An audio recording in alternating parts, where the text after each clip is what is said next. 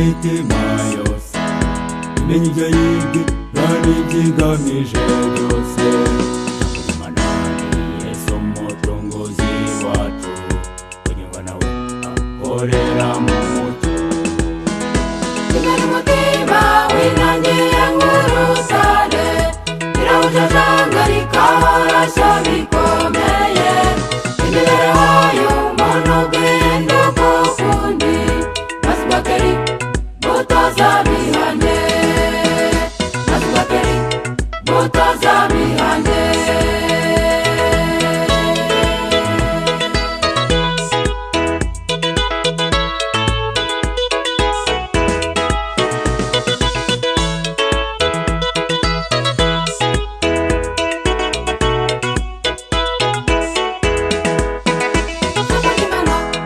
Irakomeye cyane ishami ijuru tareruka bamazi, isezerano amasezerano y'abami bakomeye ndetse rikanababohesha imigozi. Ijambo ry'Imana rirakomeye cyane ishami ijuru tareruka bamazi, isezerano amasezerano y'abami bakomeye ndetse rikanababohesha imigozi. Rigena abagambi bakomeye w'iminyago, ndetse ry'imitima rizigize ibihangange.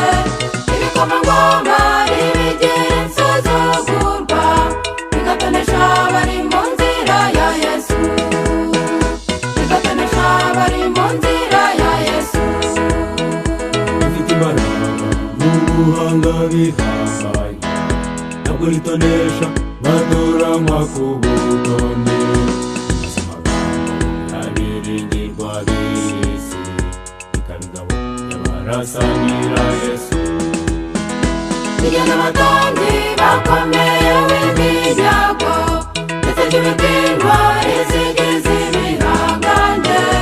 Ibikomangoma ribigira insuzugurwa, bigatonesha abari mu nzira ya Yesu, bigatonesha abari mu nzira ya Yesu.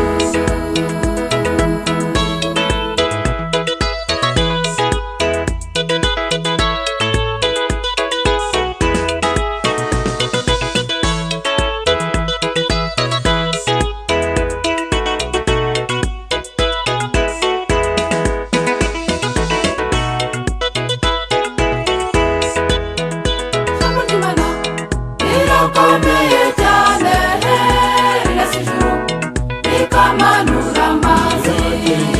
Imena imiti bayinangiye yose, rikayituza igaturwa n'umwami.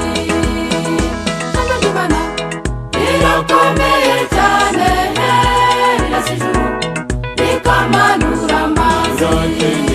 Imena imiti bayinangiye yose, rikayituza igaturwa n'umwami. Yahinduye Sawuli ari we Pawulo, agiye gutoteza ubwoko bw'Imana. Ingufu yajyaga akoresha arenganya, zahindutse izo gukorera umwami, zahindutse izo gukorera umwami.